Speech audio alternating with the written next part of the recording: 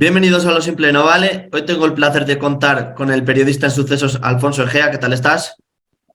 ¿Qué tal? Encantado de saludarte. Bueno, vamos a hacer una entrevista en la que vamos a hablar de dos tristes casos, la verdad. El primero sobre el caso Alcácer y el segundo sobre el de Marta del Castillo. Vamos a empezar por hablar del caso Alcácer, que este año se cumplían 30 años desde el suceso. Y claro, la primera pregunta que te quiero hacer es, este triple asesinato, ¿crees que quedó cerrado el caso o quedó alguna incógnita por resolver después de tantos años?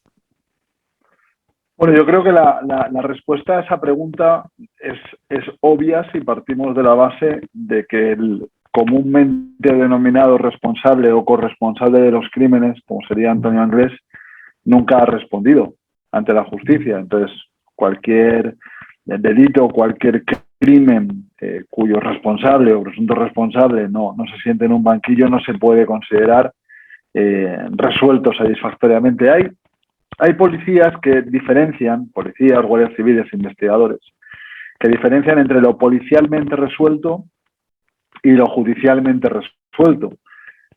A mí no es una diferenciación que me apasione, porque realmente considero que al final un hecho tan terrible como el triple asesinato de tres adolescentes en Valencia es un delito que debe resarcir a toda la sociedad, y al final que un puñado de investigadores crean, intuyan, opinen que el autor de los hechos es una persona con nombre y apellidos, pero que no se le haya podido condenar, no me parece ni mucho menos una solución satisfactoria. Sin embargo, siempre que me preguntan por el caso Alcácer, que tiene un montón de variables, porque te preguntan por la investigación policial, luego te preguntan por la cobertura mediática, te preguntan por el espectáculo televisivo. Yo siempre he tenido la misma teoría con todos los casos. Si nos ponemos tú y yo aquí a juzgar unos hechos ocurridos hace 30 años, vamos a ser durísimos y les vamos a dar más palos que a una estera, por la injusticia que supone juzgar algo 30 años después. Si dentro de 30 años una persona ve esta conversación que estamos teniendo tú y yo, pues a lo mejor nos pone verdes, a ti y a mí. Entonces creo que siempre hay que tener un poco esa perspectiva de lo justo o de lo injusto que es juzgar un caso con 30 años de perspectiva, que son muchísimos. Claro, has mencionado a Antonio Anglés. ¿Hay alguna evidencia de que esté muerto o no hay ninguna evidencia? No sé si lo que hay son más bien deseos o esperanzas de haberle seguido el rastro de alguna manera. Yo creo que no hay que ser un especialista en la materia para acordarse del famoso barco a Irlanda, del cráneo encontrado, de la tripulación que dice que en ese barco iba un polizón y que se le encerró en un camarote y que misteriosamente abandona el barco nada más llegar a puerto y desaparece en la niebla del puerto como si fuera una película. Mira, en todos los casos, y ya son 25 años ejerciendo el oficio, se cumple una máxima. Cuanto más tiempo pasa en el que la víctima o el autor permanezcan en paradero desconocido, más teorías de la conspiración van a existir permanentemente. Si además te ocurre con cualquier caso, pasa con los mediáticos, pasa con los menos mediáticos, pero en el instante en el que tú le quitas a la sociedad o a las personas afectadas por un delito grave la certeza de la detención del responsable o del hallazgo del cadáver de la víctima, en ese preciso instante se disparan las teorías de la conspiración. ¿Qué decir de los 30 años de Alcácer en los que se llegó a hablar de que había un barco estadounidense atracado en el puerto de Valencia y que se podían haber sido militares americanos los que abusaron de las niñas? Que si un grupo de empresarios valencianos pagaron para que se grabara una snap movie cogiendo a las niñas. Y al final te das cuenta, y esto ocurre permanentemente, que en igualdad de condiciones la explicación más lógica suele ser la correcta. ¿qué era más fácil? ¿Que un grupo de militares norteamericanos atracaran en Valencia y fueran a cazar a unas niñas? ¿O que un grupo de empresarios contrataran a dos miserables como eran Anglés y Ricard para que les consiguieran 3 niñas, matarlas y torturarlas? ¿O que 2 delincuentes irredentos permanentemente relacionados con el mundo de la droga se encontraran a 3 niñas porque iban caminando y haciendo autostop y en compañía de personas desconocidas abusaran sexualmente de ella? Bueno, pues eso ya, hasta que no se encuentre la certeza de la autoría de los hechos, la imaginación es lo que te pone el límite para pensar todo eso. Así que a tu pregunta original, ¿está Antonio Anglés muerto? Ahora no te sé contestar. Estoy seguro que dentro de 60 años la respuesta será sí o sí. Claro, también se hablaba de cuando detenieron a Miguel Ricard, estaba Antonio Anglés en el piso, pero realmente no estaba, ¿no? Hay una circunstancia, el ecosistema en el que vivían Antonio Anglés y Miguel Ricard, nosotros a veces tendemos a valorar los sucesos que investigamos o los que nos cuentan por los medios de comunicación, empatizamos o los introducimos en nuestro propio medio de vida. Y hay que comprender que el ecosistema delincuencial en el que vivían Anglés y Ricard era muy poquito más que un arrabal. Era una familia tremendamente desestructurada, era una casa en la que cada uno de sus miembros tenía un candado en la puerta de su habitación del que solamente él tenía llave para evitar la entrada de los otros miembros de la casa, que eran sus hermanos y su madre. Entendiendo esta situación tan sui generis y tan marginal, establecer la realidad absoluta de que no, es que Anglés no estaba en la casa, es que Anglés se había escapado por la ventana mientras estaba entrando la policía por la puerta, es que su madre le dio coartada, es que su hermana dijo que él no estaba en la casa, pero al final es todo tan impreciso y tan poco creíble que no te puedes valer de ninguno de esos argumentos para decir si estaba o no estaba, o se haya fugado o haya empezado esa fuga de película. Claro, también se habló mucho de la personalidad de Miguel Ricard, que fuera más el que siguiera un poco las pautas que le marcaba Antonio Anglés. ¿Crees que realmente fue así o que Miguel Ricard tenía también la suficiente conciencia y no necesitaba de que le dieran las pautas para él también ser igual de criminal que él, vamos? Bueno, mira, con Miquel Ricard lo tenemos un poco más fácil porque lo vimos en su época cuando lo juzgaron en Valencia. Se le veía que era un delincuente de medio pelo en esa imagen que todo el mundo recuerda llegando a los juzgados, dirigiéndose a las cámaras de televisión. Sí que parecía un poquito el lacayo de Anglés. Lo que pasa es que volvemos a lo que te decía antes, como a Anglés no lo tenemos, hemos tendido a idealizarlo o a demonizarlo y su ausencia nos parece consecuencia del plan de una mente magistral en cuanto al crimen. Y Anglés seguramente era igual de, perdóname la expresión, de medio mierda que era Ricard. O sea, el hecho de que haya estado 30 años desaparecido no le tiene que convertir en el alter ego de Sherlock Holmes. No es ningún genio ni nada parecido.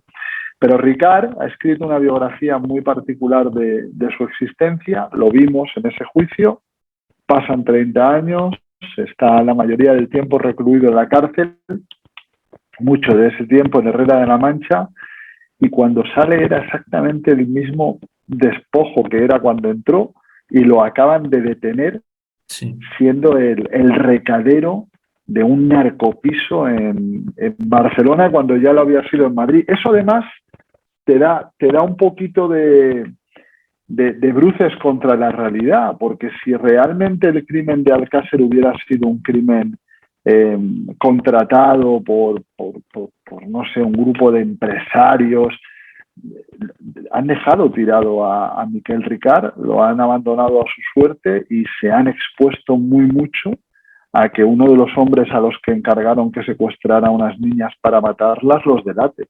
Y al final te das cuenta de que la realidad es más sencilla que todo eso. Y Ricard es lo que era hace 30 años y tengo la sospecha de que a Anglés no se le debe diferenciar mucho.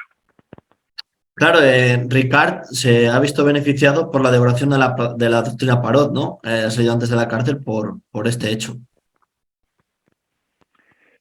La doctrina Parot es bueno, yo creo que es un bofetón a nuestro sistema jurídico. Hay eternos debates, ¿no? Y muchísima literatura jurídica acerca de su conveniencia o no conveniencia, pero si nos ceñimos a la realidad, yo es algo que sé que a la ciudadanía le cuesta mucho comprender y que yo tampoco he entendido por muy periodista que sea. A mí las condenas grandilocuentes nunca me han gustado. Cuando tú escuchas 173 años de cárcel, es absurdo. O sea, o le condenas a cadena perpetua o en el momento en el que tu ordenamiento jurídico habla de un cumplimiento máximo de 20 años de cárcel, 25 ahora con la permanente revisable prorrogables, las condenas grandilocuentes siempre me han parecido un tanto absurdas. Y es algo similar a lo que le pasaba a Ricard. Yo entiendo que nuestro sistema penal debe estar diseñado para... No, de hecho, nuestro sistema penal está diseñado para la reinserción. Otra cosa es que el funcionamiento sea satisfactorio. A Ricard se le pone en libertad con una década de antelación. A él le quedaban 10 años por cumplir. De hecho, creo que los cumplía este mes, el mes de enero de 2023. Y bueno, la realidad ha demostrado que yo no sé lo que han hecho con Miguel Ricard en la cárcel, pero lo único que tengo claro es que comió muy bien, porque la imagen de él saliendo en libertad es de un tío con buen peso, con buen aspecto, y 10 años después lo tienes hecho un desastre, enganchado a la droga, en los huesos, en un barrio de Barcelona.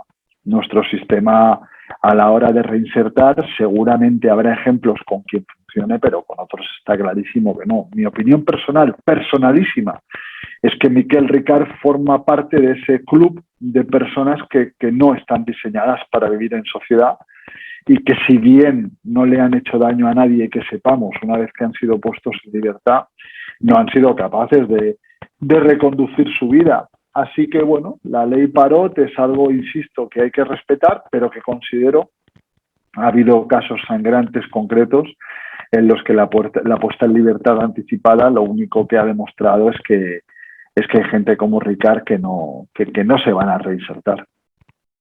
Pero también algo que me llama la atención de este caso es cuando realiza la segunda autopsia Frontela Carreras, que al principio, corrígeme si no estoy en lo cierto, era un poco similar a la primera que hicieron otros profesionales y luego cambió un poco según fueron pasando los días. No sé si estoy en lo correcto o no. ¿Por qué ocurre esto? No lo sé, es que me llama mucho la atención. Estás en lo cierto y vamos a ver, existen profesionales tanto en la medicina como en la ley, Frontela es uno de ellos, que son capaces de hacer un revisionismo de los casos dentro de su campo, como el caso de Frontela es el campo médico. Yo lo respeto profundamente, pero cuando te das cuenta de que existe una norma en la que por norma hay una revisión del caso, tienes que empezar a pensar que a lo mejor no es que hay tanta diferencia entre lo que dice un forense u otro, sino entre lo que ve un forense y lo que otro forense desea transmitir a las personas que le han contratado. Yo conozco personalmente a Frontela, él asegura estar convencido de determinadas cosas sobre las autopsias de Alcácer que otros forenses no comparten, que no ven, que no están en la misma opinión que él, y sinceramente yo creo, si yo fuera, y gracias a Dios no lo soy, familiar de una de las 3 niñas fallecidas, me sentiría bastante afortunado porque aún 30 años después se siguen haciendo pruebas de laboratorio relacionadas con el caso de Alcácer. Esto nos lleva a las dificultades implícitas en la época del crimen. En la época del crimen, la medicina forense no era la que es ahora. La técnica de investigación policial tampoco se parece en nada. Y lamentablemente las dificultades del crimen de Alcácer fueron unas dificultades adelantadas a su tiempo. ¿Quién sabe hoy si aquel mismo escenario del crimen, si aquella misma manta, si aquel mismo colchón, si aquel mismo coche, si los mismos cadáveres los hubieran encontrado hoy los investigadores, ¿qué habrían obtenido, ¿no? De ahí vuelvo a lo injusto que he revisado algunos de estos casos. En cuanto a los dictámenes forenses que cambian, como suele ocurrir con el señor Frontela, él es un médico titulado y él justifica esas conclusiones, aunque donde hay una opinión de Frontela, siempre hay enfrente alguna otra que dice lo contrario. Claro, también lo hemos dicho al principio de la entrevista, un caso muy mediático. ¿Esto pudo ayudar en algo al caso o fue totalmente negativo? O no tuvo ninguna incidencia y realmente el trabajo de los medios de comunicación en el caso de Alcácer lo único que hizo fue, y esto es una opinión muy personal, trasladar un enorme estado de intranquilidad a la sociedad.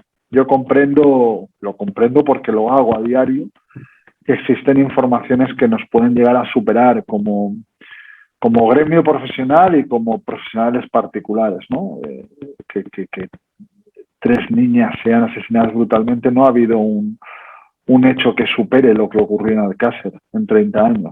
Ha habido, por supuesto, que violencia contra jóvenes, contra mujeres, pero 3 chicas secuestradas a la vez torturadas, no ha habido nada, igual. Y como era un terreno inexplorado, los periodistas de la época lo hicieron lo mejor que pudieron. Y yo estoy convencido y sé que hay muchos compañeros de la época que harían las cosas de forma distinta a como se hicieron en aquel momento.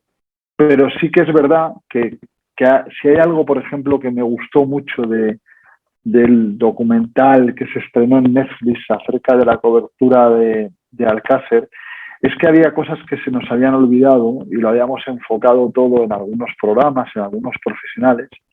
Y yo no me acordaba que en un telediario a las 9 de la noche, el presentador de un informativo llamaba por teléfono a la madre de una de las niñas comunicándole el hallazgo de los cuerpos. Bueno, al final, te surgen siempre profesores de ética periodística debajo de las piedras, pero se te olvida que no fue una presentadora haciendo un magazine, no, fue el presentador de un informativo a las 9 de la noche en horario de máxima audiencia quien decidió que se hiciera esa llamada. Bueno, yo creo que esa cobertura no es que ayudara al caso, no es que entorpeciera la investigación, pero sí que permite echar un vistazo y ver y comprender cosas que no haríamos ahora bajo ningún concepto, que no las hacemos además. Y bueno, para ir acabando, también te quería preguntar, el padre de Miriam Ferrando mediáticamente se exponía mucho. Sí. No sé si es muy difícil hacer una valoración como par, porque claro, ninguno lo hemos vivido, pero al menos crees que las firmas que consiguió esa parte sí que ayudó, ¿no? Yo creo. Mira, en todos los años que llevo dedicándome al periodismo hay una máxima que cumplo a diario, que nunca dejo de ejecutar y que además no voy a dejar de hacerlo nunca. Jamás le he dicho al padre o a la madre de una chica o de un chico o de la víctima de un crimen violento, sé por lo que estás pasando. No tengo ni idea de por lo que pasa por la cabeza de un hombre que le dicen que su hija hacía autostop, volvía a casa, la violaron, es imposible. Entonces, partiendo de esa base, creo que ninguno tenemos derecho a juzgar a este padre ni a ningún otro. ¿Ha cometido errores? Seguro. Pero también estoy seguro de que su vida era una vida totalmente plácida y normal y que iba por los cauces de la normalidad hasta que el horror se instaló en ella. Que consiguió muchísimos apoyos dentro de la sociedad, ¿cómo no conseguirlos? Yo creo que todos hemos tenido un mínimo de empatía, ¿no? Aunque no nos podamos imaginar ese dolor.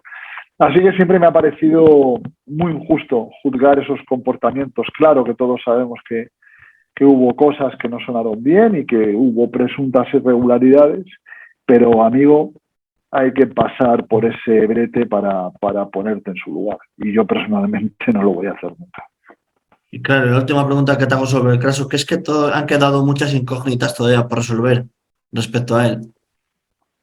Muchísimas, muchísimas. Yo creo que somos incapaces de asomarnos a una realidad aproximada. Yo vivía en la esperanza de que Ricard en algún momento decidiera comprender que un relato suyo, tranquilo, relajado, explicando, a lo mejor ni siquiera en público, a lo mejor en privado, no sé de qué manera con los padres, llevaría un poco de tranquilidad a esta historia, pero sin duda, si me preguntas si el triple crimen de Alcácer tiene cabos sueltos, un montón.